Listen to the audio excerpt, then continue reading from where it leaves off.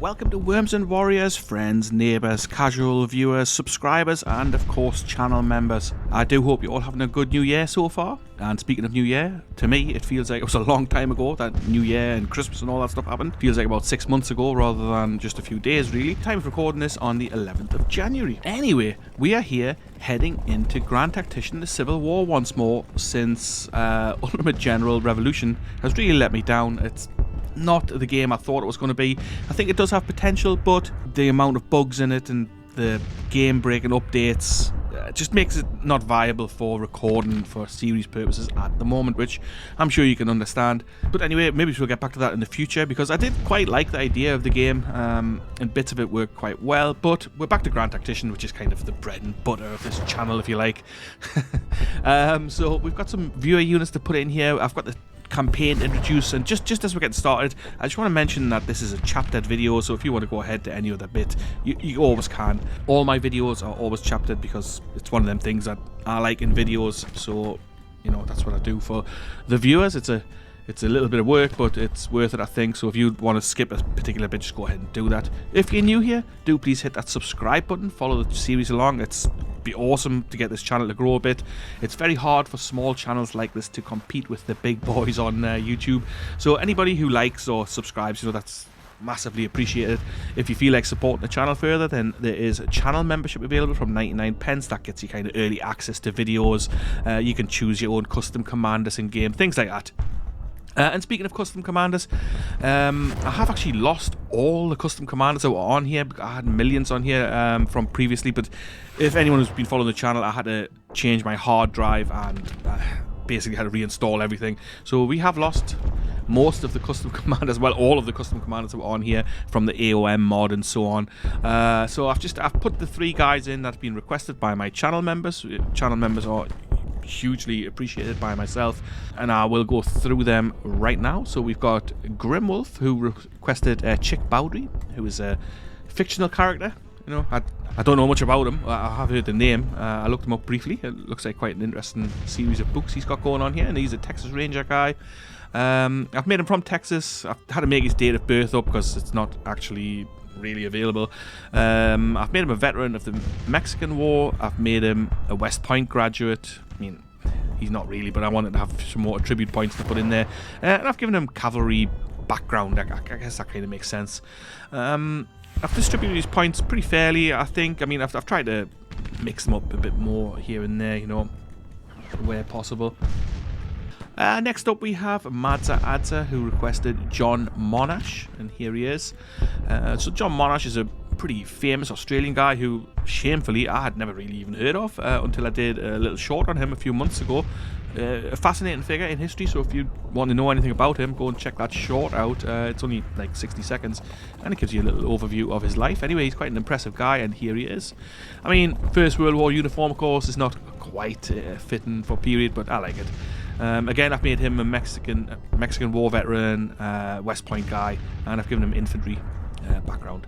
Again, like the West Point and the veteran things, just so he gets a bit of fame and he gets a few more points to distribute around into his abilities. So I've given him decent initiatives, good leadership, a bit low on administration, and pretty high cunning, because that's kind of the guy he was. Long-time friend of the channel, as all these guys are actually, to be honest. Richard T. Whitewood, that's Dick White's commander. I've put him back into game for you, Dick, because he was also missing. We've got this colonel guy here, Richard T. Whitewood. He's from Arkansas. I've given him this date of birth. I mean, it doesn't really make any difference, I suppose. Again, Mexican veteran and West Point man, infantry. A bit of fame for him, which, you know, that goes up and down as you add these things, especially the Mexican War veteran. Initiative, decent. Leadership, pretty good. Administration, pretty good. That helps, keeps the unit together. Cunning, decent. Okay, so that's our 3 custom commanders. If you want custom commander in game for the next campaign, why not hit that membership button and sign up from 99p per month, which is what these 3 guys have done. Like I say, early access, membership messages, photographs and things like that. I mean, I haven't done a huge amount, but to be fair, I haven't actually done a huge amount of content in the last couple of months for one reason or another. But that'll be getting ramped up. So that's a bit of talking about these things here, and we'll get started with the campaign. So we're going to go into the campaign setup. We're the Confederacy, of course. Wrong thing. We're going to start in 63. 63 start looks incredibly tough. So, excuse me. Basically, I did a little live stream here, where we looked at. Just take that off before I forget. Auto manage. We don't want that. I did a little live stream here, looking at the overview of what's going on and what things are looking like, and it's not looking good. I think this is going to be really, really hard to win, basically. So, I mean, I'm well open to the idea that this might be a defeat in this campaign, which would be actually pretty nice to see, because I don't think people get beaten very often in this game. But then I've hardly seen anybody play the 63 campaign. I have done the 64 campaign before, and we did win that somehow. This was a hard fight, the 64 campaign. We did win that. However, I think the starting point in 63 is a bit tougher, especially with your forces split down here in the Trans-Mississippi and along the Mississippi at Vicksburg. I mean, it's really starting off with a challenging position, which will be difficult to work around. But we'll see as we get in there. If you missed that live stream, it is up as a video, so if you want to watch it, go and check it out. I didn't mess up the microphone, so you might want to skip ahead for the first 12 minutes or so, but that's just kind of how I roll. But anyway, yeah, so the plan is to do these episodes weekly, but I want to also chuck in some live streams, because I did enjoy doing the live stream.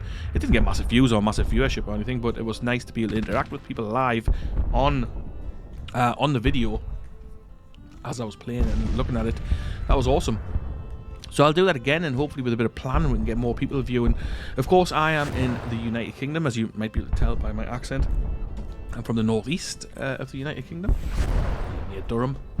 But anyway, yeah, so we are here on GMT, which, like, I mean, I know a lot of you guys watching are in America and Australia and places like that. So we'll have to work out a time that works for everyone in the day. So if you've got a preference or an idea, pop that in the comments, like when will work for you, I guess. Maybe, like, I was thinking maybe if it's Sunday afternoon time on the East Coast in the US, might be a good time to kind of work that in, but we'll see. I'll see what comes with that. So anyway, the spring 1863 campaign. So it's May the 10th, 1863, after the Battle of Chancellorsville. The Civil War's raged on for 2 bloody years. The Confederate resistance has taken Union and the world by a surprise. It's a bit of dodgy writing, isn't it? But anyway, so basically this war wasn't expected to go on like this. It was expected to have been, like, kind of crushed pretty quickly. In the east, 1862 saw General George B. McClellan's Army of the Potomac driven away from the gates of Richmond, Virginia, after a daring but rather slow-going amphibious landing and flank attack on the Virginia Peninsula. So yeah, the Peninsula campaign was like a big blunder for the Union, really. They should have, if you actually look at it, they should have finished the war then, but, you know, they didn't, so that's where they are. In the Shenandoah Valley, General Stonewall Jackson defeated the Union forces and was able to march to reinforce Richmond's defences. During what became known as the 7 Days Battles, Confederate General Robert E. Lee, who took command from General Joseph Johnson, who was wounded, became a national hero by defeating McClellan. After his victory, Lee kept the initiative by invading Maryland. That was obviously the Battle of Antietam, and threatening the Union capital. He was defeated in the Battle of Antietam. Well, yeah, defeated. I don't know if he was defeated. It was pretty much a stalemate and he slipped away, but I guess it was a tactical victory for the Union. Certainly a strategic one. Anyway, the bloodiest battle of the war so far, but he was able to withdraw to Virginia with his Army of Northern Virginia intact. In Virginia, the Army of the Potomac was yet again defeated at the Battle of Fredericksburg, an absolute disaster for the Union, that one. What has been successful for the Union are the amphibious operations along the eastern coast, with forts in Florida, Georgia, the Carolinas and Virginia being captured, as the Confederate Navy has been unable to oppose the much larger Union blockading squadrons. So that's what we can see here, all these arrows and the blockading ships here. So they've landed all over the place. They've got a big presence in North Carolina up here, or is that Virginia maybe? I don't know. Wherever. Anyways, there's a large force here. South Carolina, again, they are attacking there en masse. And Florida, we will face an invasion as well. So the Confederate Navy, as we can see here, has got 40 ships, most of them small, 360 ships in the Union Navy. So, I mean, that tells a story in itself, doesn't it? Anyway, where are we up to? In the West, the Union has managed better, with New Orleans falling after a daring attack up the Mississippi River by Farragut, and Confederate armies being defeated in Tennessee and Missouri. Confederate General Braxton Bragg advanced into Kentucky but was driven back for the Battle of Perryville, and his army was again defeated by General Rosecrans in the Battle of Stones River. In the Battle of Prairie Grove, the Union was able to take a hold of northern Arkansas, securing Missouri for the time being. Yeah. During the fight in 1862, both sides have mobilised hundreds of thousands of volunteers to fight. As the war dragged on, both sides also had to introduce conscription laws to maintain their armies. The leadership has been as important as the volunteers. President Lincoln has been trying to find a general to lead the Army of the Potomac to victory in Virginia, but so far Generals McClellan, Pope and Burnside all have failed his expectations. In the West, Confederate leadership has been quarrelsome and uncoordinated. The year 1863 started with Union forces under Ulysses S. Grant advancing south along the Mississippi. Vicksburg is a major obstacle on the way and well protected against direct attack along the river, but Grant has managed to bypass the city with his army and gunboats and is advancing from the south. If Vicksburg falls, the Confederacy would be effectively cut in half, with the Union controlling the Mississippi River. Union attempts to advance further west into Texas was beaten back at the Battle of Galveston. In the east, the Army of the Potomac attacked once again, this time under Fighting Joe Hooker, who outflanked Lee in the Battle of Chancellorsville. Did he outflank Lee in the Battle of Chancellorsville? I'm sure Lee outflanked him, but anyway. But in the battle, Lee once again emerged victorious. With the recent events, it seems the Confederate war effort is failing, with only Lee being able to hold back the much larger Union armies. With the southern economy suffering from the Union blockade all along the coast, the Confederates must take the initiative. Decisive military victories are their only hope. If the Union citizens can be demoralized, the 1864 presidential election offers a possible way out of the war. If Lincoln loses, it's possible the Democratic candidate will enter negotiations with the Confederacy, ending the war. That was the big hope for the Confederacy by this point, I guess. Lincoln, on the other hand, must keep advancing and defeating the Confederates. But at the same time, he must keep the Union war effort alive in the North. Allowing the Confederates to regroup and even advance into northern heartlands could be disastrous, as his political rivals are already gaining support. So there's big problems on both sides. I mean, we face the bigger problem with us having 230,000 men in the field, and they having almost 400,000, so almost a 2-to-1 advantage. The battles are going to be difficult. We're going to have to try and conserve our men. Offensive battles will have to be very, very carefully considered. Yeah, I mean, I don't even know if we will be able to be offensive, but I suppose we have to be. So let's get going. We're going to go very hard. We're going to go mediocre. I never do more than mediocre. Not really, anyway. Or is it elevated I normally do? Yeah, let's do elevated. Very hard and elevated. It's going to be a tough start. Oh, actually, let's talk through these, what we're going to have. I'm not going to go through all of them because I have done this many, many times. If you don't know what all these are, then check them out yourself in game or whatever, or in my older videos. Just find an episode 1 and I usually go through these every time. So we've got the Old Dominion, which we'll keep. We've got King Cotton again, which we'll keep, I think. All plantations will start the campaign with a higher upgrade level. Support in all slave states +5. Yeah, let's keep that. We'll keep that good. Native allies, I'm not going to keep that because, simply put, the native allies, I mean, while they are useful, of course, I don't think it's worth it for those there's a couple of thousand native allies that will volunteer, and instead we're going to go for industrialization. I did toy with arms agents, so you get access to the Springfield rifle and things like that, but industrialization will do nicely. It means we can also recruit black troops potentially if that comes up. I mean, I'm sure that'll not be popular in the South, but it could be a way to even those numbers, because the numbers is the big problem. Anyway, so that's enough of that. We're going to go with this. So the Old Dominion, King Cotton, and industrialization. Let's start the campaign now. Alright, here we are then. So this is the state of things. You can see straight away down here, if you've played this game before, then having this kind of troopage between your armies is not what you want. Union forces down here. The 19th Corps at New Orleans. We've got Grant's army stuck around all over the place. Between our forces, so questions have to be asked. Which way are we going to fight? How are we going to fight? What we're going to do? As we can see as well, just a quick glance over here, our readiness is pretty low. All these orange dots mean that they're not quite ready for action. I mean, yellow means that they can move. Yellows, ambers. I mean, some green here in the Trans-Mississippi Department, but actually the units themselves are not. Draftees are not, but we'll get into that in a moment.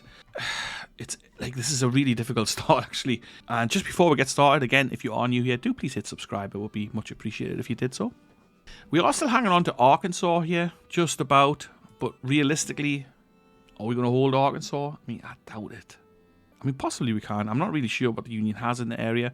We do have some forces here, so almost 10,000 men here under Holmes. That's a nice force, but do we want to keep them in Arkansas, or do we need to move them across to join our forces around Jackson and Vicksburg? I think that's probably the better call. So if we move them across somehow, maybe to Helena, and then down this main rail line towards Richmond, Jackson even. I just think, I really don't know. 2,000 men down here at Galveston. I mean, what are we going to do with those guys? But first of all, what I'll do now, I'll put in the viewer units, and then we'll run through where they are, and then we'll get started with the campaign play proper. Alright then, so I've put in some of our viewer units. Let's go through them. Again, if you're not interested in that, then do just please skip past. But if you are watching and think you might like a unit in-game, go ahead and request one. If you're not a channel member, I do ask that you just subscribe to the channel. I think that's fair enough. So just hit the subscribe button. I'll put a unit in for you. So just give me the name that you would like. If there's a commander you want who's free, I will assign him. If not, then, I won't do that. Obviously, I won't be able to add any custom avatars now that the game has started. But let's get started here. So first off, we've got Dick White, who is a channel member and a long-time friend of the channel. So I've put your guys, your usual suspect guys, your Yell County Rifles, into Holmes's force at Little Rock. There they are. If you want this changed in any way, just let me know, Dick, and I'm happy to change uniforms to whatever you want. I've given your guys Enfield rifle muskets, so they will hopefully see some action. They are in Price's division here under Holmes. We need to decide what to do with them, but chances are they're going to head down towards Vicksburg, which means they will see some action. Next up, we've got Grimwolf. Okay, Grimwolf, another channel member and a very long time follower of the channel, just like Dick White is. This kind of thing is really appreciated, so let's just go ahead and find him. Just a matter of remembering where I've put all these guys. Oh, there he is. So in Taylor's Army of Western Louisiana, we've got Chick Bowdry. So he's got a custom avatar there. Same as Dick had, actually. It's his usual guy. So Colonel Chick Bowdry with Bowdry's Texas Rangers. For now, they've got the Merrill Carbine. You did ask for a long-range weapon. This is as long as I've got at the moment, 300 yards. It's okay. But if we do get some better, longer-range weapons, we will get them on the go. Perks, you asked for something with good and loose order, but obviously we have no perk at the moment, but we'll look at that as the campaign progresses. So again, in a crucial part here, this force down here around Port Hudson, we need to decide what to do. We need to decide whether we challenge New Orleans with these guys down here, or whether we push up and try and push the Federals out of this area around Natchez and Port Gibson up here. A big ask, I think. The Army of Tennessee, number 75,000. Our Army of Mississippi barely scrapes together 30,000. We've got the Department of the West there with a few 7,000 men. So, I mean, it's a tiny force. We've got no real navy down here to speak of. Yeah, they've got 22 ships in that river squadron. But anyway, we'll get back to that in a moment. It is playing on my mind because obviously I've got to face these guys soon when we press play. So next up, we've got Madza Adza, a newer member of the channel, but much welcome, and he is a channel member, so that's, once again, hugely appreciated that anybody takes their time out and subscribes to the channel in that way. I love that kind of thing, and it makes you feel appreciated, which is very nice, so thank you very much for that. Your guys, I've put them into the Department of North Carolina, which might sound like a bit of a backwater, but I'm planning on trying to push these guys out of there and recapture Norfolk if we can. So they will see action for sure. Under John Monash there, Colonel John Monash, with guys from North Carolina. We've got 77 support there. This is something we need to keep an eye on as well. Volunteers, 23 months remaining. The 6th Royal Australian Regiment. I had kind of thought it was the Royal Australian Rifles, but, whatever. Royal Australian Regiment is great. Your guys have got the Richmond Rifle. So next up, who have we got? Philip Hughes, again, been around a long time, always request the same unit. The usual suspects he was toying with calling them, but we've gone for the Cherokee Rifles. And we've got these guys with steel out here in the far west. Somewhere. Where are we at? Ah, there we are. The District of the Indian Territory. So this force, Steele's force, like a nice little cavalry force here with some artillery attached, some 12-pounders. But we've got Stan Waddy here with his Cherokee mounted rifles from the Indian Territory. So 2,000 men armed with Mississippi rifles. Now that is a good thing because it means they're going to be able to dismount, loose order, and fight toe-to-toe with infantry basically when required. So this small force under Steele is going to be important, I think. So 5,000 men who we want to send out here to raid. Expert scouts too. Oh, excellent. So we'll see if we can make a nuisance of ourselves, see if we can tie up some troops around here, and even push into Missouri maybe. I mean, I'm not sure how that's going to work out, but the plan is to move the District of Arkansas away from Arkansas, which is going to leave that open to the Union pretty much entirely. So yeah, that's going to be a problem. But anyway, Phil Hughes, there you go. That's your guys right there. Ready for some raiding, I hope. Okay, next up, Jeff _9244. Jeff, your boys are in Price's division as requested. Let's see, where did I put those dudes? Oh, they're up here as well. I'm pretty sure anyway. Yes. The 1st Missouri Infantry. You asked for them to be Zouaves. I think your message wasn't quite clear, but I think that's what you wanted. You said that you didn't think they were historically Zouaves, but you wanted that, so there they are. If that's not right, just let me know and I'll happily change it. They are under Mosby Parsons, a very competent commander, much as he is a political commander. He's a good commander here in Price's division.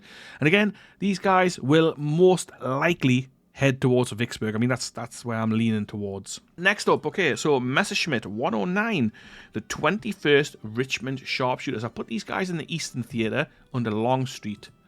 Let's get these guys found. There they are. Longstreet.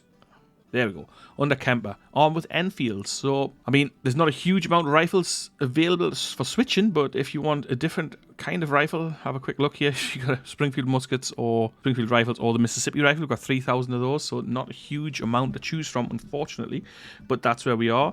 Next up, Carol Doctor 1070. You requested the Jan Ziska Legion Cavalry from Texas. I wasn't able to fulfill the Texas request, I'm afraid, and Mosby also was not available for that unit. You've asked for them to be in Hampton's division in the Cavalry Corps, Army of Northern Virginia. Well, I mean, Hampton doesn't command a division here, but I have put them under Hampton, which I hope will be fine for you. So that's Hampton's Cavalry Brigade here, armed with Jocelyn rifle carbines. Well, Hampton's Brigade, the Jan Ziska Legion, of course, the cavalry. You've got guys from South Carolina with a 94 support level, 1,750 of these guys, well armed with the Jocelyn, which is a good carbine in Stuart's force. And these guys are going to hopefully do some scouting for us, some fighting, and, you know, try and win the war for us. But looking at these Union forces, I don't know how this is going to work itself out. All right, who we got next then? Plumber Smack, 1st Hessian Mercenary Division. I've given you a brigade. I think that's probably better, so they'll see some more fighting. Maybe that's what you meant. But anyway, they are in the Army of East Tennessee. Again, it looks like a bit of a backwater, but they are going to be pretty crucial, I think. Either they're going to come across and support this fight for Tennessee, or they're going to push up here into Kentucky. But either way, that is an important force to be a part of. I've given you Good Brian as the commander, Colonel Good Brian. He's got 4 stars there. He's highly experienced. Your guy's looking a bit rough with with this kind of homespun look, armed with Mississippi rifles. So it's one of my favorite rifles. But if you don't want it, do let me know, and I'll happily switch it out for something else for you. 2,000 men, inexperienced, but they will get experienced. And last but not least, Project Lest We Forget. Sorry. I had a little bit of problem with this. Usually, you have your usual unit, the 1st Georgia Regulars. I've put them in Ewell's Corps here. Wherever the heck that is. There we are. However, they're under Doles.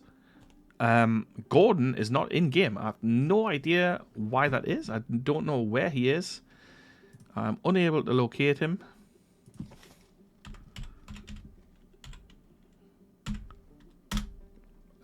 So he's not here. Don't know what he's telling me, but he's not there. So I've given you Doles. If you want somebody else, do let me know. So these are the unassigned officers currently. There's a few kicking around that are decent. So if you want somebody else, let me know.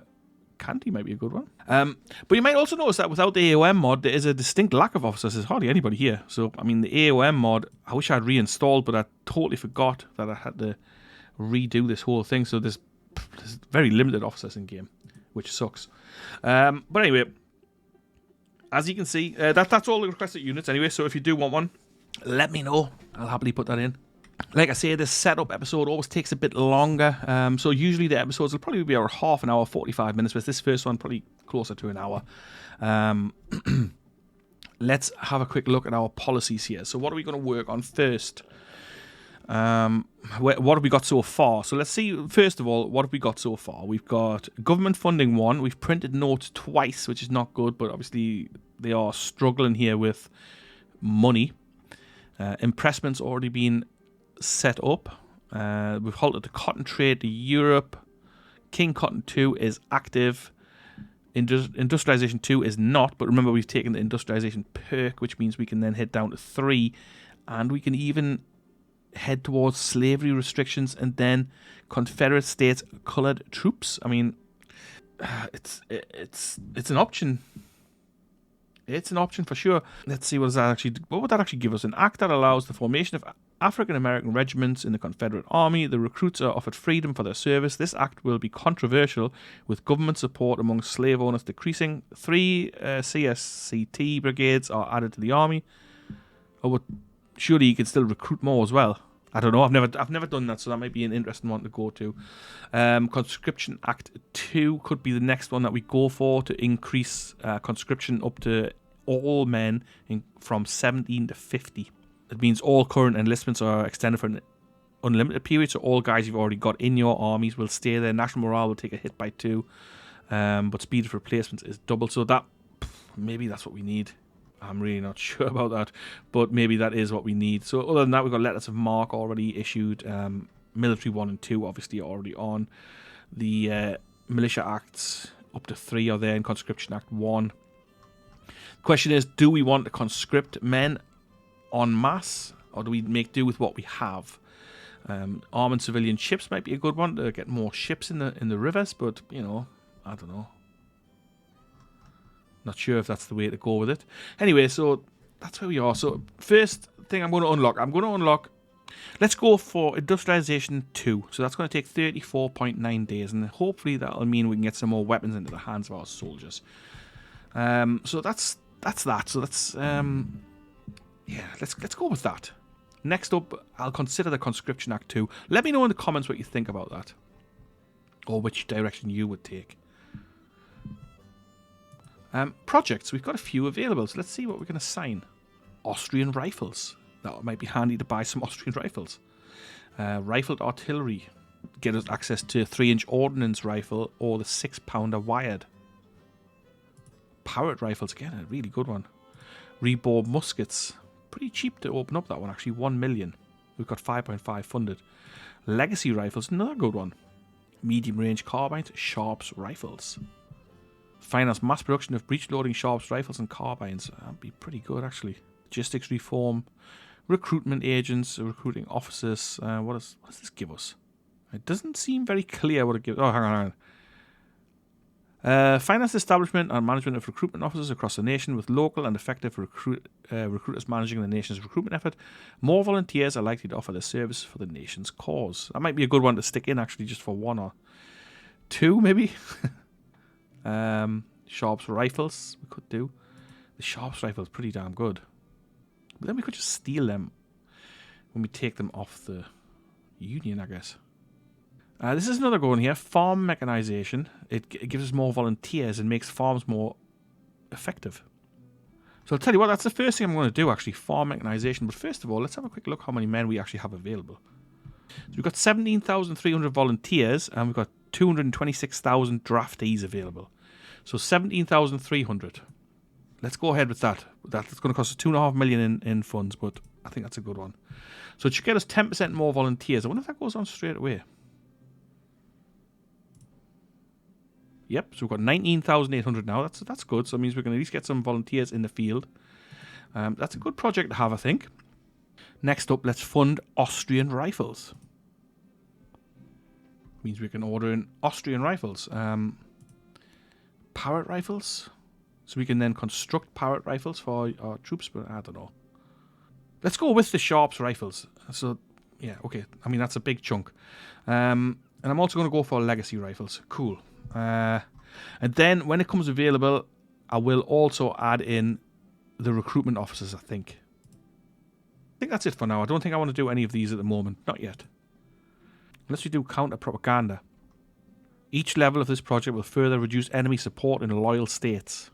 That could be a good one. How much does that cost? 2.5 million. So it cost the whole thing. Let's do it. Let's do it. That should give them a few problems. Send envoys. Improve relations with European powers. I mean, our power... we're at 15% intervention chance, which basically it's not going to happen. I think that's probably a waste of time. Let's leave those for now. Anyway, so that's where we are. We need to plan the strategy out a bit. So, I mean, initially, really, we don't want to be doing too much. Our guys are not that ready. We do need to do a little bit of reshuffling. We need to put different commanders in charge here because some of these guys, honestly... Bragg. Okay, Bragg's going to go. So I'm going to put this guy in here. George W. Randolph. He's going to be in charge of our South Carolina operations. I mean, he's not great, but he will do. And that frees up Beauregard then. I'm going to put Beauregard in charge of this force here. So Bragg is going to go. I'm going to put Beauregard in there. So Beauregard is now in charge of the Army of Tennessee.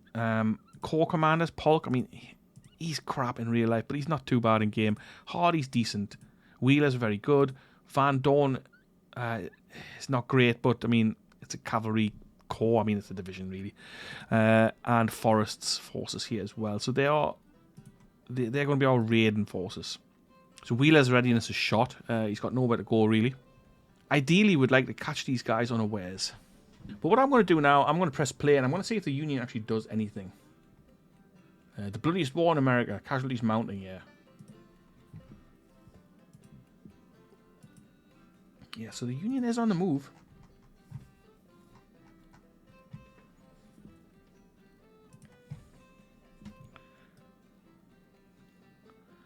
See if we can come around. In an ideal world, let's link these up together. The Army of West Virginia and this small force of the Army of Eastern Louisiana. If we can take these guys on here, I mean, we'll see what happens with that.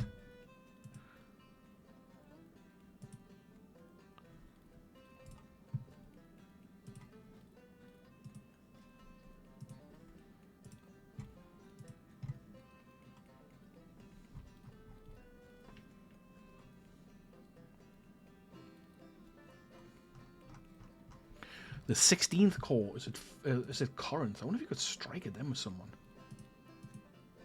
The District of Arkansas is dug in here, but, you know, quite keen on moving them away from there. So we could maybe even start bringing in some new troops from the area and put a new force in here, a smaller force. If we push on Memphis, what would that do you think?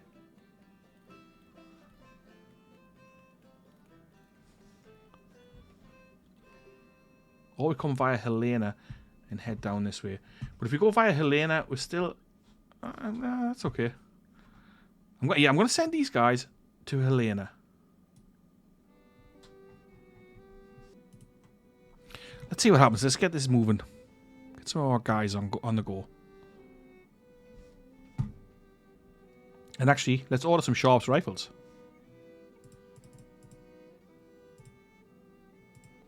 I'm going to order 10,000 of them. I mean, I know it's not a huge amount, but that's pretty decent to have 10,000 of these with a 500-yard range, 9 rounds per minute, and very good accuracy.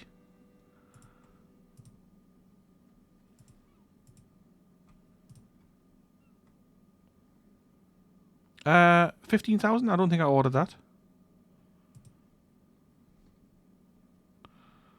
Anyway, we're going to have 15,000 Sharps carbines somehow. Okay. We've got some Williams guns on order, or do we already have them? I'm not sure. I didn't order them.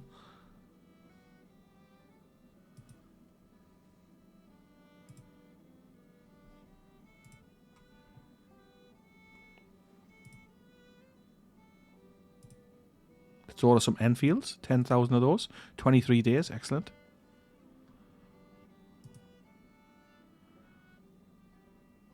Let's also order some Lawrence rifles. We'll just order 5,000, enough to equip a brigade or so.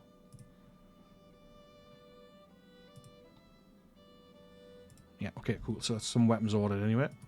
Let's get this moving, see what's happening. So they are actually dispersing. That's excellent. The 15th Corps is coming up. I'm not sure where they're going. We just printed bonds already. I suppose that's because we bought all those things. So they're moving towards the south. Interesting. They're taking Baton Rouge. Now let's get Richard Taylor's guys over here, and then we'll decide what we're doing there. Problem is, all our volunteers are from states that really have low support. Yeah, like actually we have no volunteers from anywhere useful other than 119 men from Louisiana. 3,000 men from Missouri. That's actually not bad. They only have 40 support, but I think that's not bad at all. I wonder if we could strike the 17th Corps here. Let's try it. Let's see what happens. It does leave Vicksburg a little bit vulnerable, but what's that saying? You risk nothing, you gain nothing. Actually, where the hell are they going?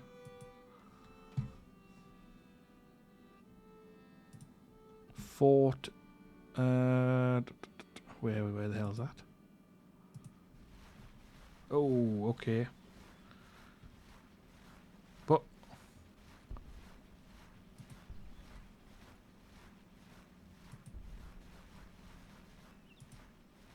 like that's literally just Grant by himself.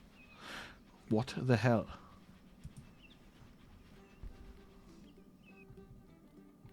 The 17th Corps, it is on the march. Come down here. Oh. Yeah, I think we're going to be in trouble.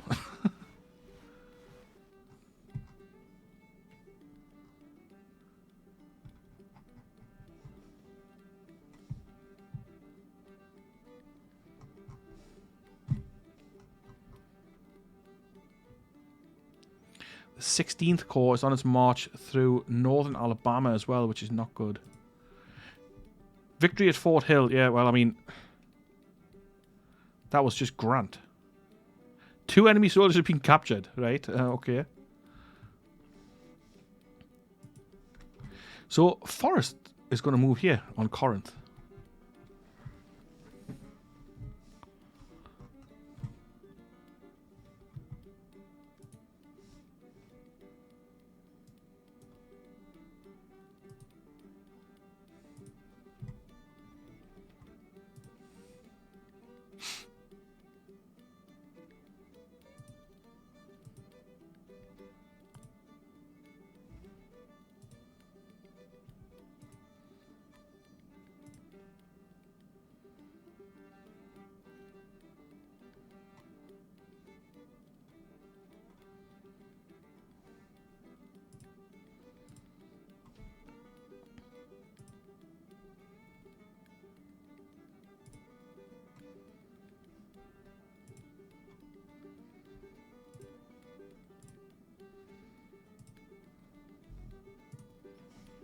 We could see our first action here soon. Massively outnumbered, of course.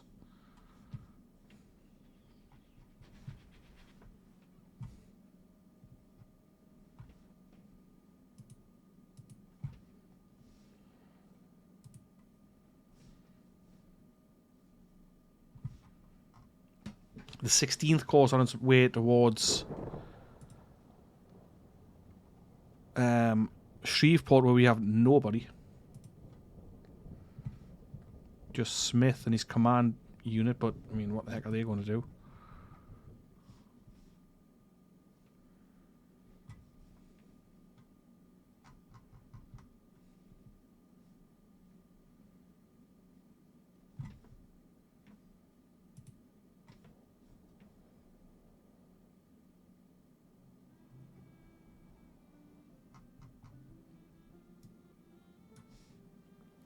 I wanted to move Wheeler up to do some troublemaking. The 14th Corps stuck up here by itself.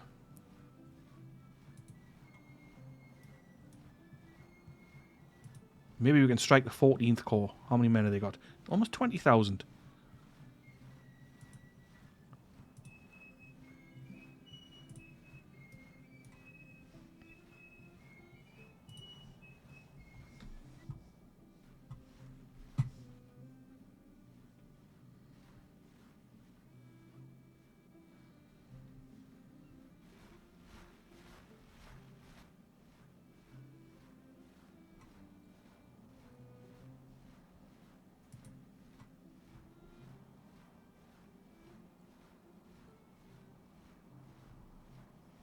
The Dakota expelled from Minnesota. Okay, grim.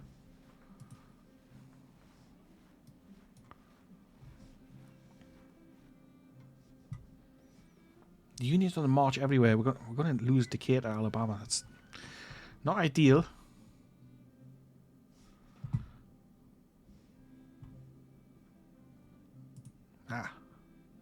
District of Arkansas is on the march. So those men, those 8,000 men, are going to be much needed over here. I mean, the Trans-Mississippi is what it is. We've got no troops over here, really. This is our only really viable force. And to be honest, I don't really want them there.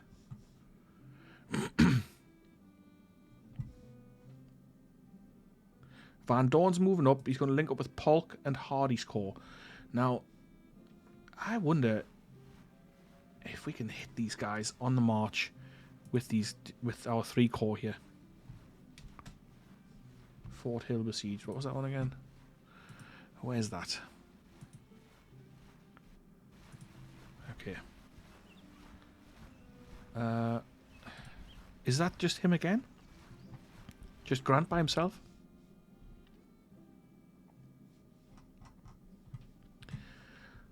So the 17th Corps just slipped past us.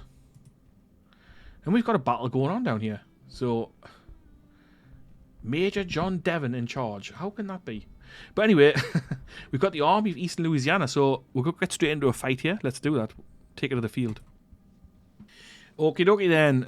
Battle of Fort Desperate. Okay, that's pretty cool. Our squad support near Fort Desperate, Louisiana. Our army is to prepare for battle, facing the 13th Corps under McClelland. Hey, not a fantastic general. 16,000 men, 52 guns. Richard Taylor. All right. What is going on? How can we see these guys there? Okay, anyway. So we're starting off with these guys in the field. Let's check the order of battle real quick. Taylor is arriving in 1 hour. And he's coming from northwest. Come out of that HQ view for a moment. So we're defending, okay, and that's exactly what we want here. It looks like a nice open map with a bit of swampland that they have to cross. That suits us right down to the ground, actually. It's been a while since I've played this. Is that the northwest? That'd be ideal. If that's, I mean, it is the northwest, but I wonder if it is on the map. Yes, it is. So they're going to come in from there. Our 2 points to hold are there. Excellent. So Danville, we're fighting around there. What is this? Like a half-constructed bridge. That's pretty cool. We've got some 12-pound Napoleons. We've got some infantry here with Mississippi rifles, reboard muskets, some cavalry, and some more infantry. They're all pretty well armed, actually. So Gordon as our commander in the field to start with. We are obviously going to start pretty outnumbered, but our guys are arriving within an hour. Hopefully it'll give us a bit more of an idea where they're going to come from. I want to set up some defences over here because I kind of feel like they might cross over this bridge or even that one. So what I will do, bearing in mind that this is where the objectives are, we're going to use this natural fence as a little defensive area. And we're going to set up some parapets right here. So just to cross this way. Okay, nice. So that gives us a nice defensive line to hold along with this. If we need to pull back to it. And here, I'm going to set up some breastworks just here for the same purpose. If we need to pull back, we've got an area to pull back to.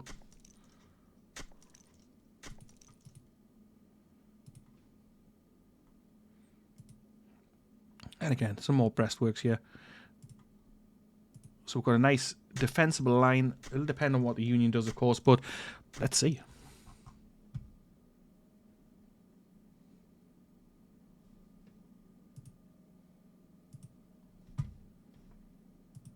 upgraded them. Nice. All right. Let's press play. First battle of this campaign.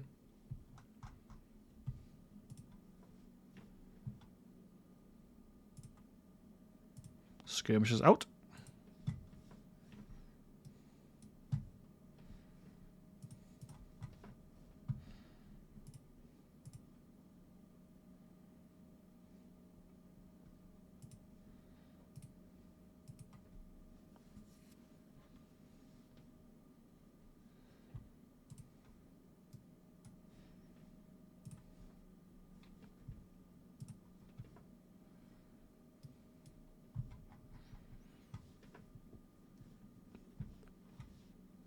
I'm not sure why we can see the enemy. That's not usual.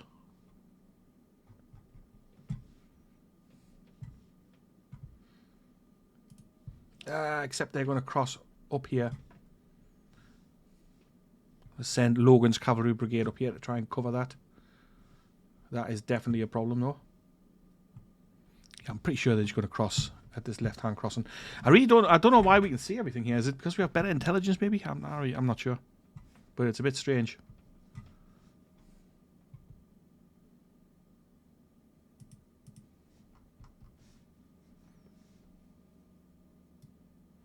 Going to pull Steedman's brigade back. Because I'm sure they're going to cross up here.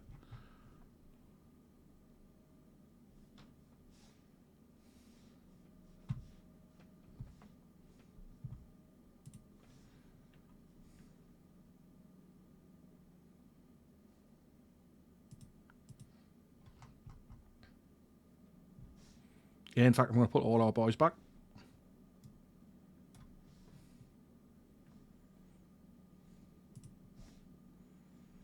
We'll defend here. We'll have a bit of a stand-up fight.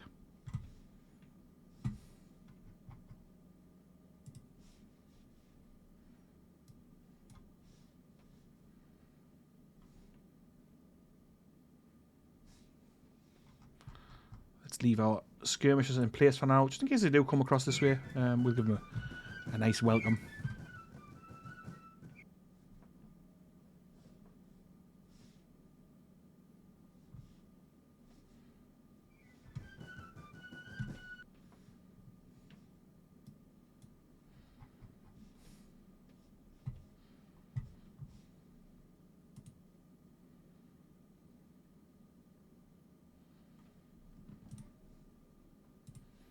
And our main forces have arrived here. Excellent.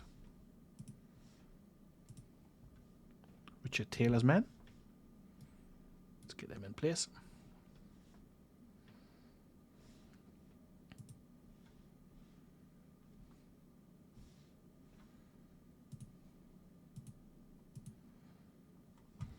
Bowdy's Texas Rangers. Get them forward.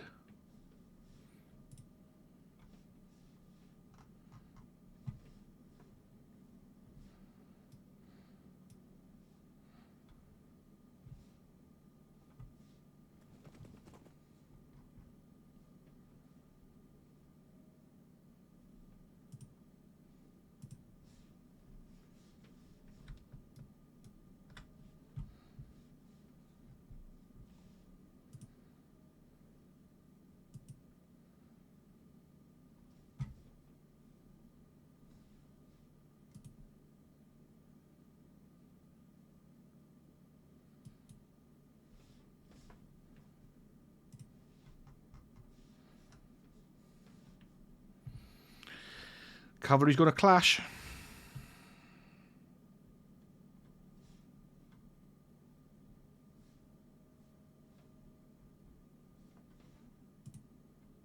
Guns are moving really slowly, which is of course what they do.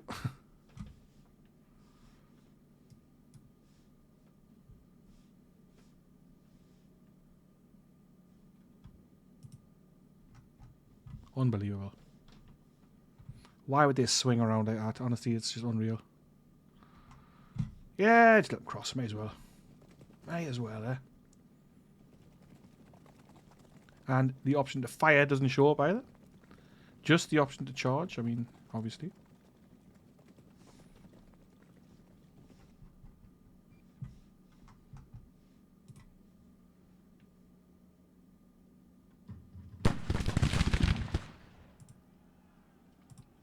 Let's dismount our boys. Get ourselves into some loose order. Let loose with our Enfield musketoons.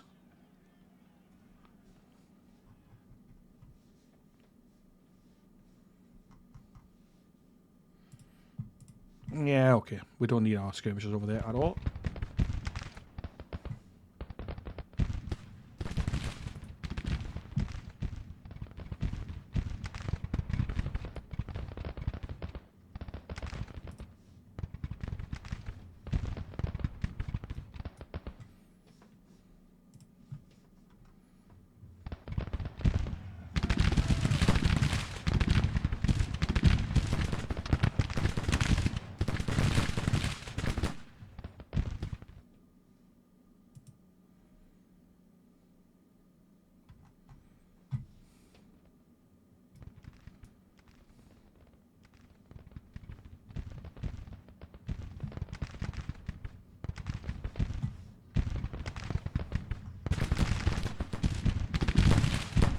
Basically, we're just trying to slow them down a little bit to get our guys a chance to get into position.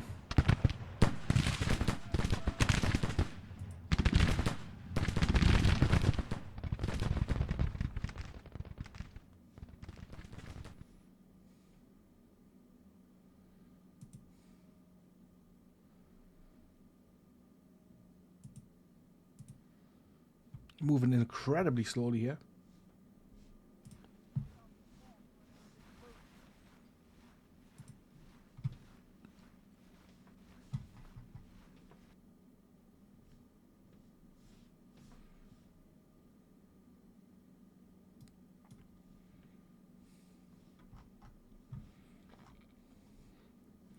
And we've got some of the infantry crossing now, which is going to be a problem.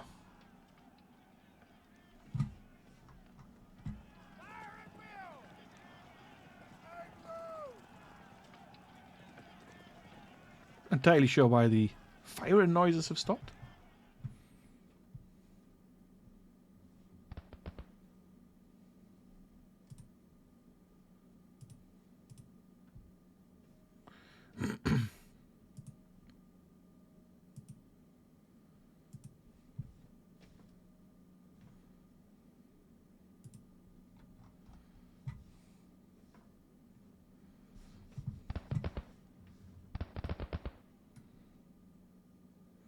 Now, I would like them to withdraw, but they won't do it for some reason. I don't really know why.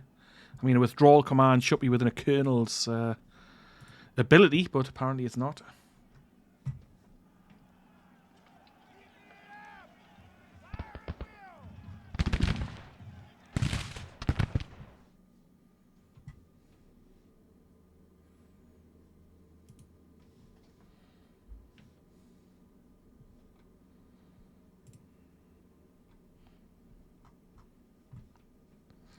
Because if we could withdraw behind this stone wall, that might be a good idea. But I can't just pull them back because that will not work. So the entire force is coming across there.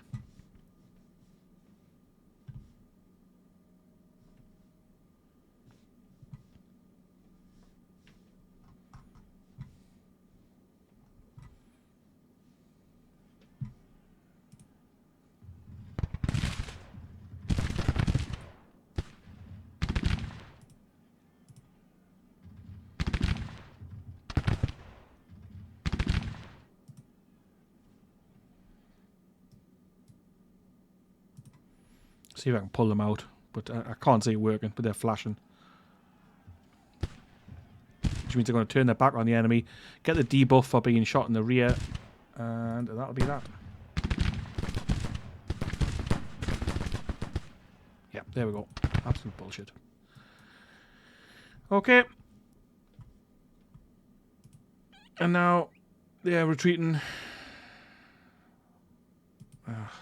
Honestly. This game sometimes really does me head in. Alright, at least our guys are on the march now. And we should be able to set up a defense here.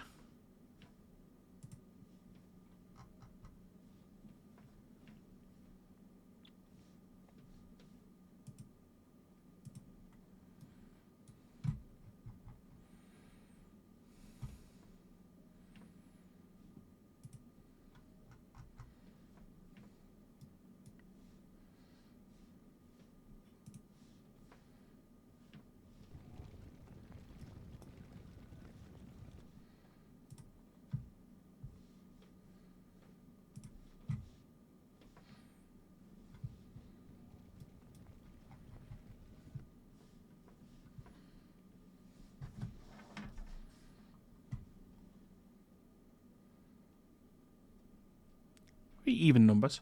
They've got about 1,000 more men than us, but it's not too bad.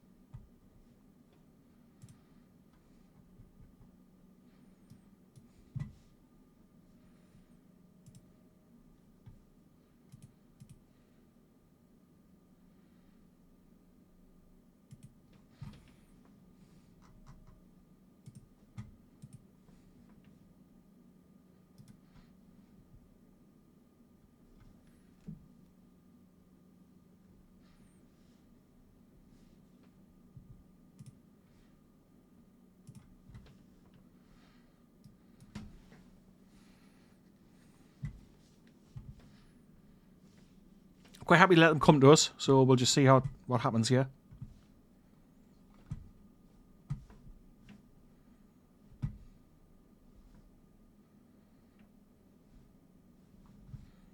Gonna try and harass them with some skirmishers, slow them down.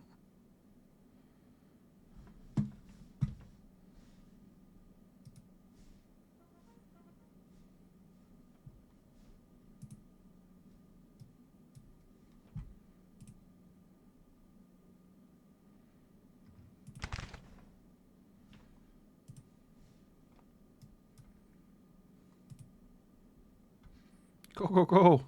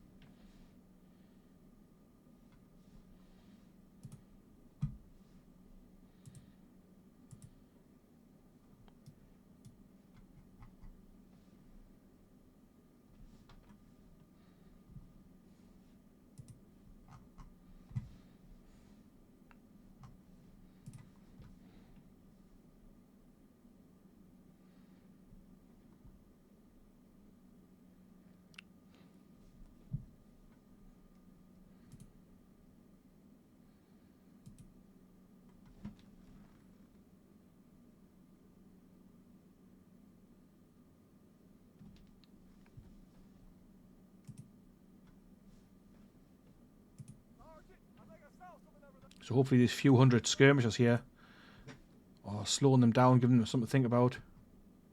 I think they already have slowed them down, actually, to be fair. Not that we're going to stop them with these skirmishers, but, you know, it just gives them something to think. If we can hit that artillery unit as well, that'd be nice.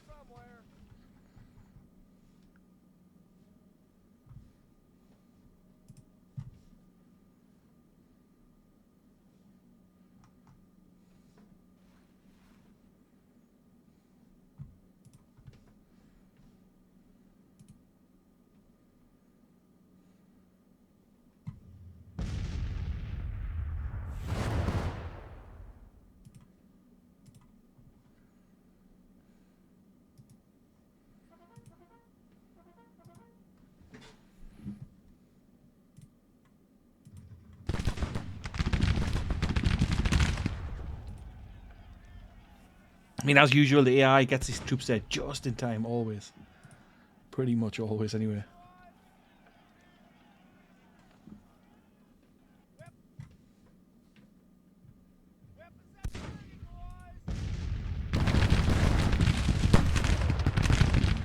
Yeah, that's not good.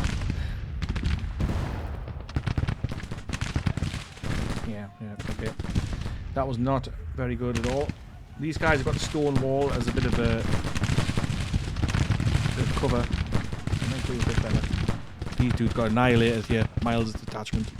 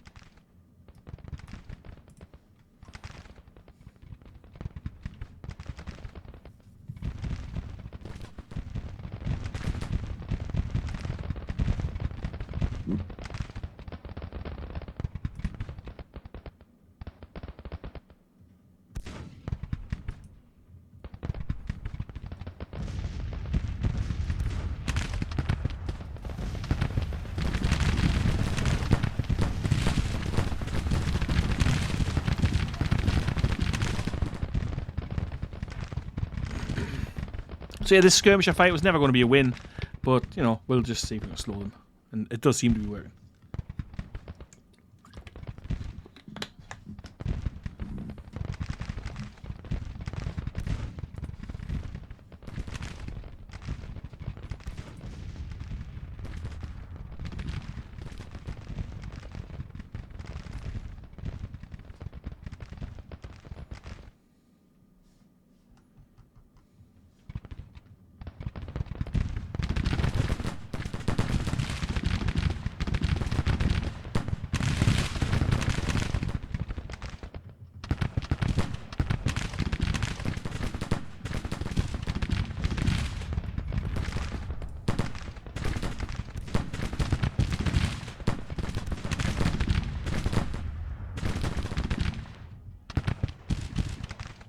A lot of artillery.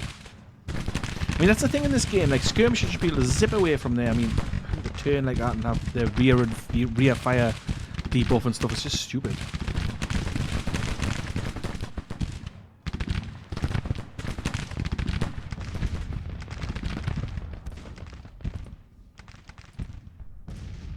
Get these skirmishers back. Yeah, broken. Okay. Speed this up. Let's get going. Come on, boys.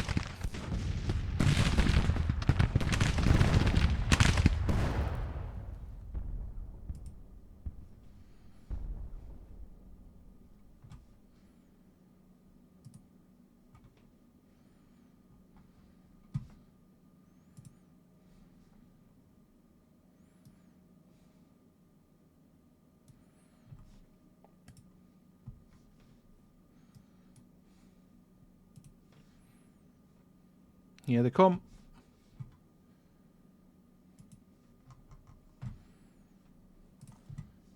Ah, Logan's brigade has reformed as well. Nice. So hopefully we can draw them into this fight and then swing these two brigades into their flank and bring some infantry and cavalry around on their flank. So we've got Sibley over here. I'm just moving Bowdry's Texas Rangers back towards the centre because I want to give these guys that cavalry buff. Their cavalry coming first. I mean, if we can decimate them with some fire, that would be nice. They're already low on ammunition.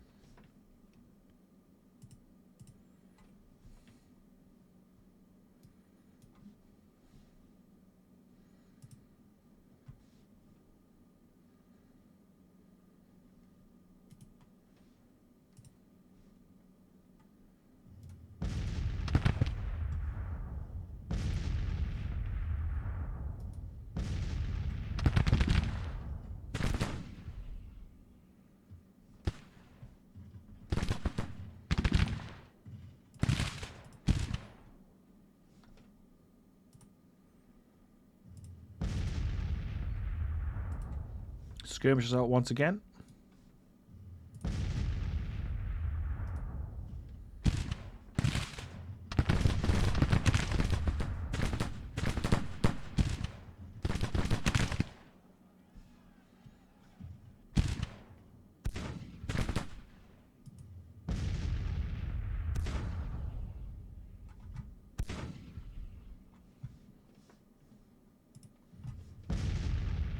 Rebore muskets for these guys, so not the best weapons, but anything we can do with these skirmishers is fine.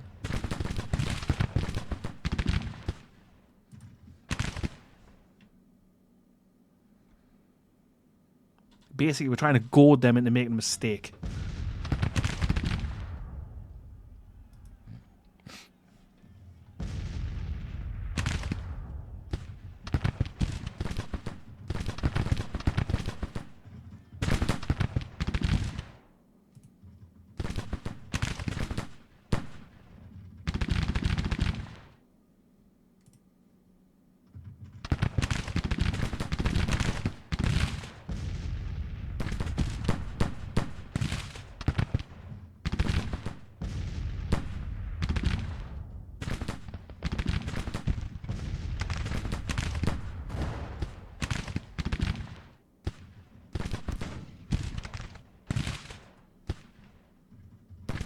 So infantry detachments always coming out from the AI to pick up, lost guns and things like that.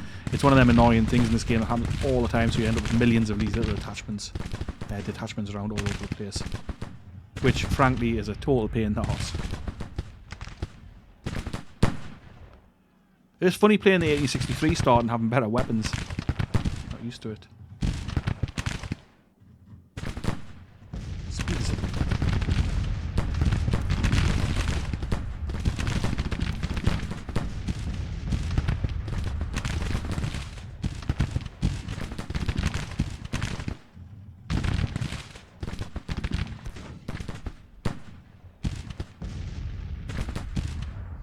These federal detachments again, federal units seem unbeatable. It's one of them things in this game where like they take any amount of casualties and you take a few and your guys run. Like 45 casualties for this gun battery now. I'm just going to speed this a little bit.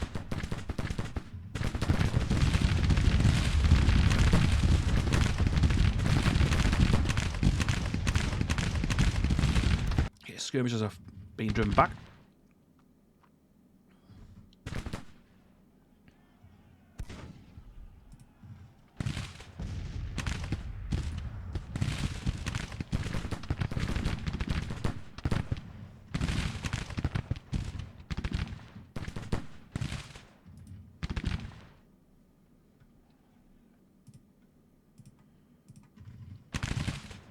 Let's get them out again.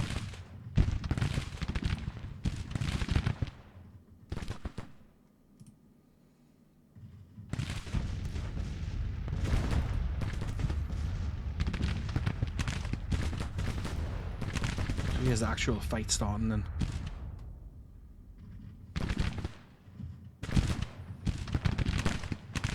So many Union troops. I thought we were nearly equal in number, but it doesn't feel like it.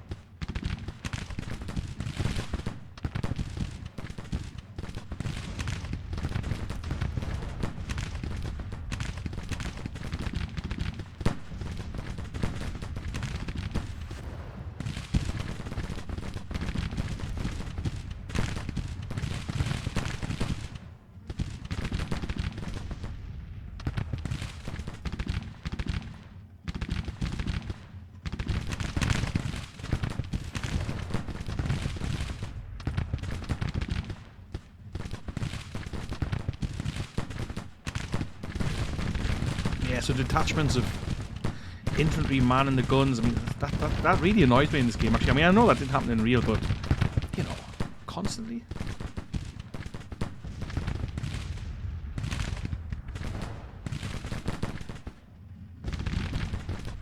pushing around here.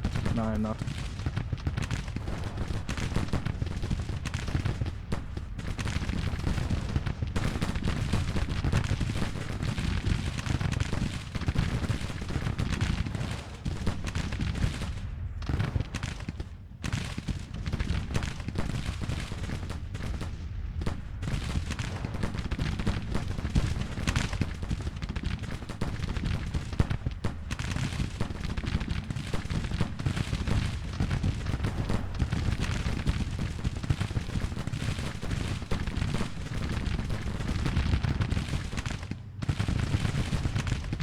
A lot of casualties.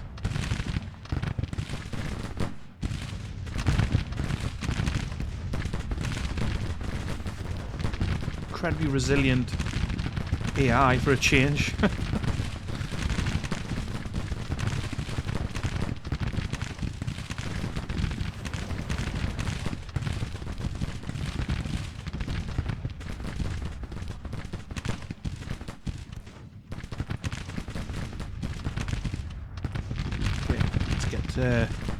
Baton Rouge, Texas Rangers dismounted. Get them in loose order. Get them on this fence.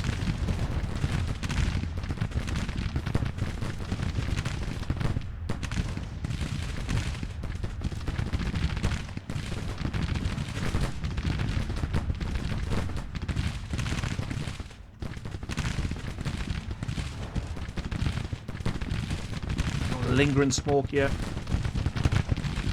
The Union brigades are not giving up, pushing forward.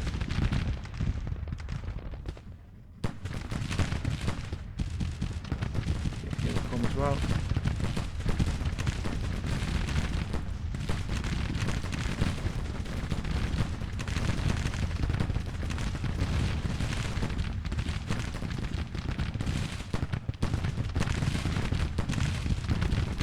Cavalry brigade's broken, nice.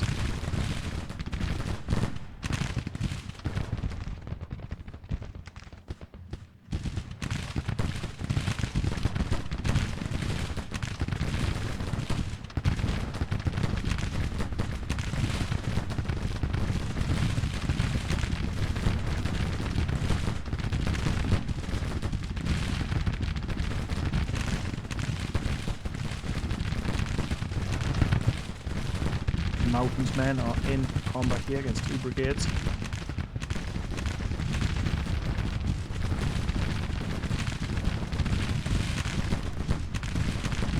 Come on, boys. Ah, here comes Sibley. Get them dismounted as well. And in loose order, and let's see if we can hit this flank.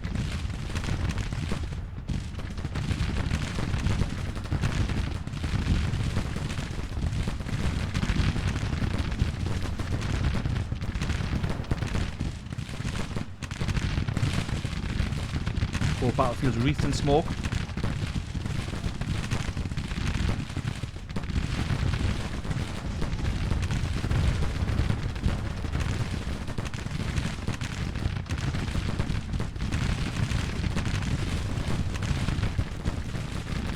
get McCulloch pushed forward. You push them back, boys.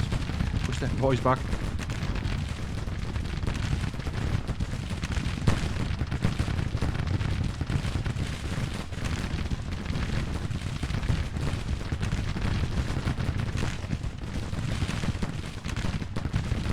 This first brigade is taking the piss.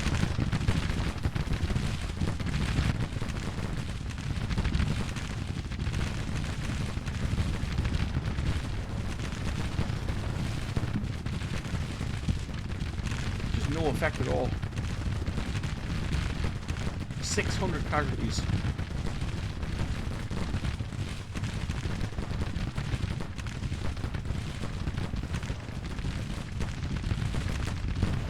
Flashing, Jesus.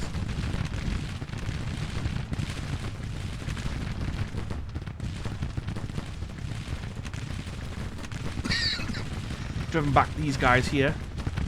Nice. Come on.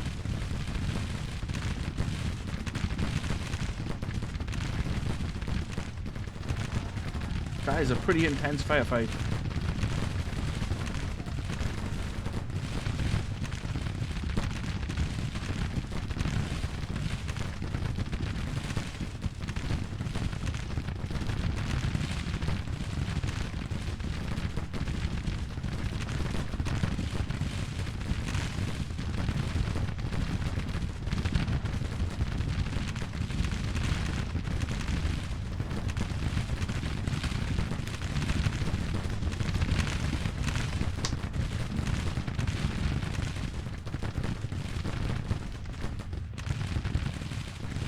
Okay, finally they're broken. Jesus.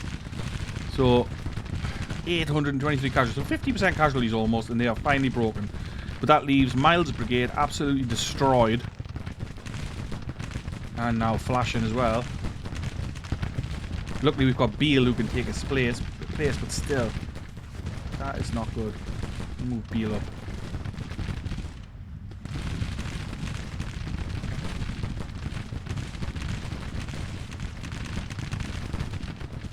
Mountain's kind of holding his own here. Just.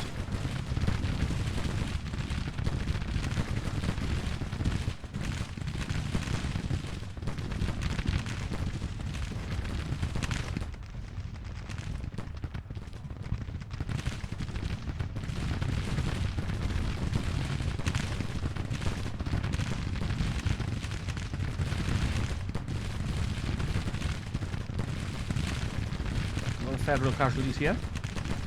Littering the grassland, but there's plenty of Confederate ones as well.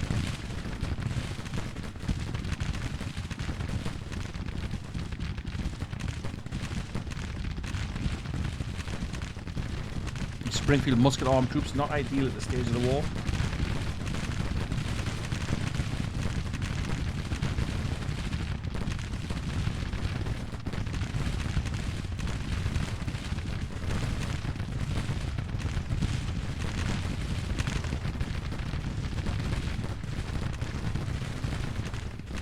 Heavy fighting. I'm going to attempt to pull Miles back and hope he doesn't break.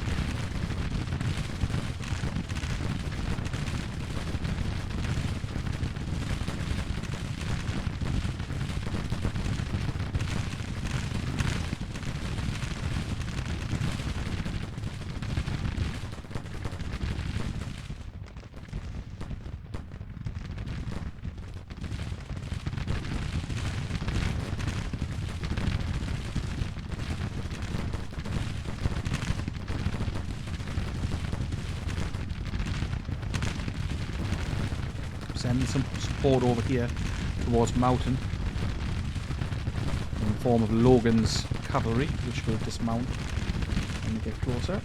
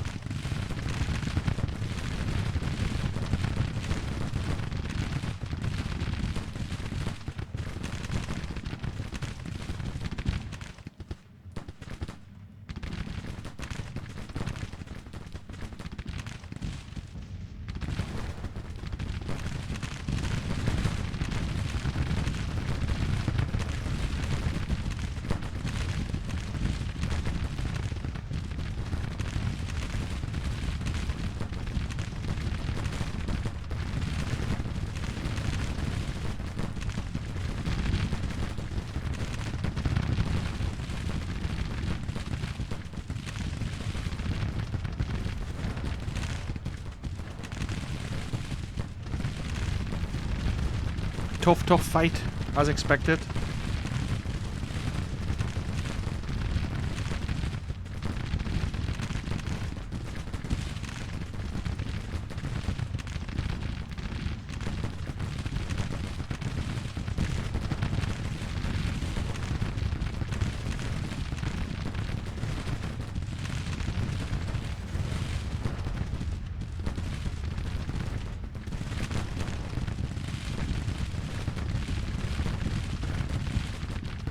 Excellent.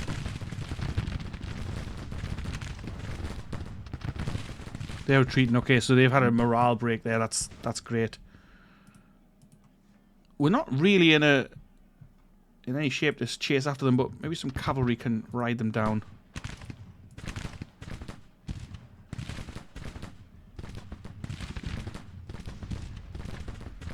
Well, I'm not keen on losing them. I wonder if we can ride these guns down. I mean, in an ideal world, that's what we'd like to do.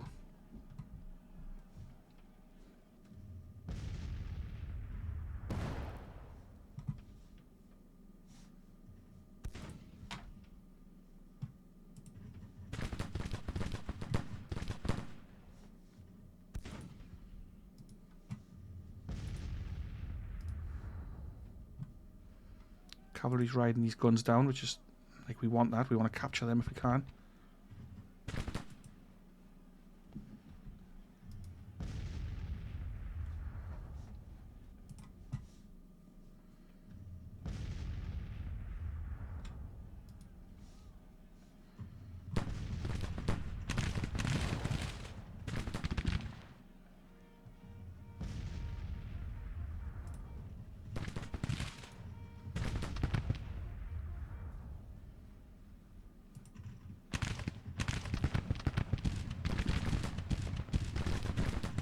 The more men we can wipe out here, the better.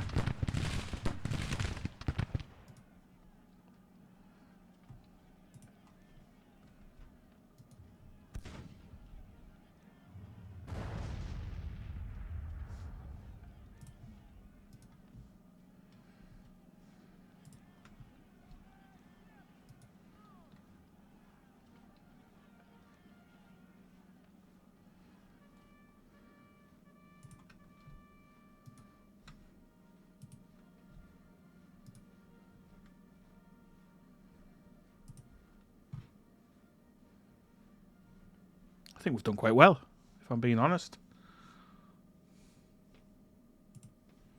Let's get these Texas Rangers after this infantry.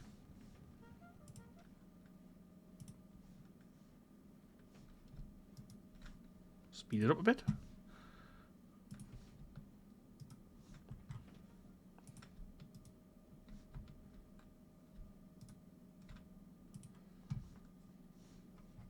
Nice.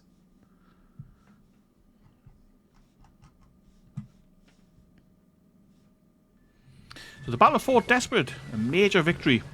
Excellent. So 6,000 casualties for them.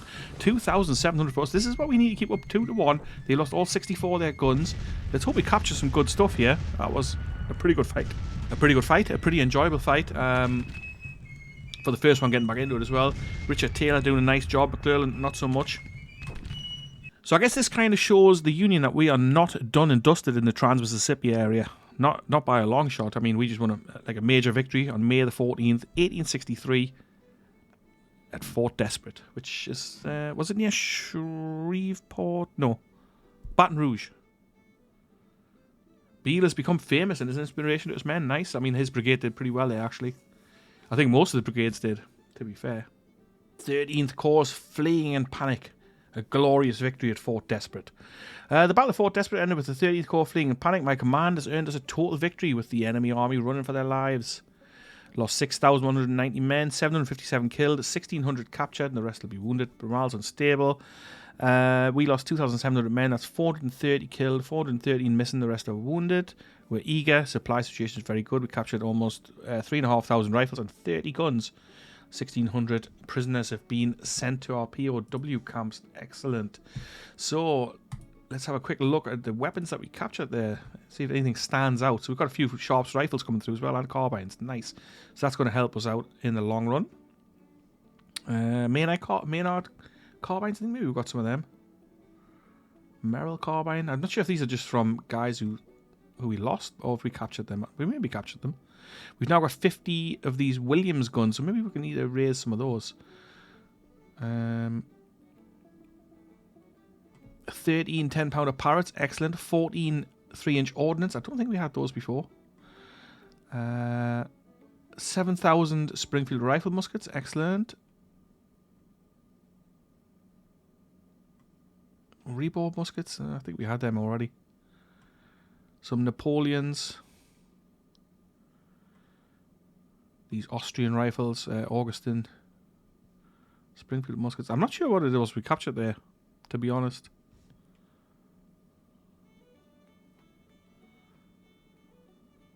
I guess it was maybe Springfield rifle muskets. Anyway, so that's pretty decent, and the Sharps rifles coming in is a big bonus. This up here looks a mess. I mean, all of it looks a bit of a mess, but this fight down here at Baton Rouge, I mean, that was pretty good. I mean, they do control Baton Rouge, but 21,000 men. I was just going to say we could push down on there, but maybe not. The 17th Corps there with 20,000. The 19th Corps here with 21,000. So this major victory, I mean, much as it was impressive, I think probably it doesn't count for much, to be fair.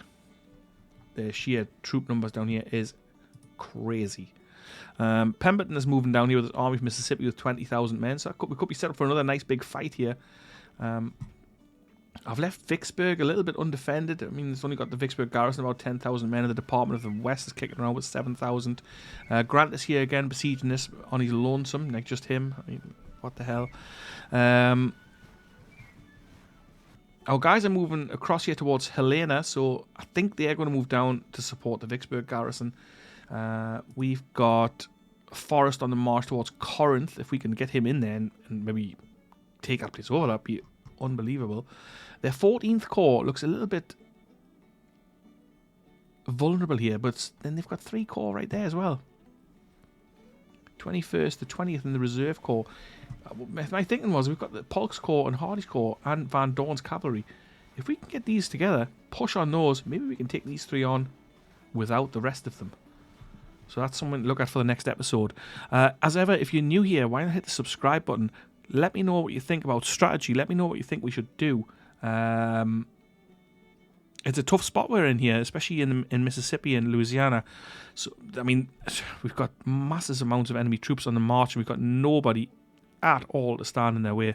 That looks like it's 22,000 men, but it's not. It's not. It's just Kirby Smith by himself. This is the whole department. So that's the Indian Territory Department, the District of Arkansas, and then these guys down here in Texas. So that's not many. What I'll do between episodes, I'll probably recruit a few troops, maybe make a recruitment unit somewhere in Georgia or Alabama, and then distribute troops from there. We do have the Union rampaging through northern Alabama, which is not good. So we've got a lot of things to do. I'm open to suggestions, so if you've got ideas, pop them in the comments. If you want to join the channel, become a channel member, that would be awesome, but subscribing would be fantastic. Hitting a like on this or sharing it with friends who might like this game would be amazing. But anyway, I hope you're having a great day, whatever you're doing. I hope you're going to come back and tune in for episode 2, which will be coming soon. Most episodes will be out on Monday at 1900 GMT, so you'll have to work out what time that is for you. So that's Greenwich Mean Time, European time. But I will also look to do some live content. I'll pop some things up in the community channel, so like I say, if you are new here, why not come check that out and subscribe to the channel, follow the series, check out the old series. We've done a whole few run-throughs of this game. We've played some other games on this channel as well, but this video is now going pretty long, and I think I've talked for enough, and we've had a nice fight down here in Louisiana. So I'll catch you in the next one, I hope. Have a great day, whatever you're doing. Ta-ra for now.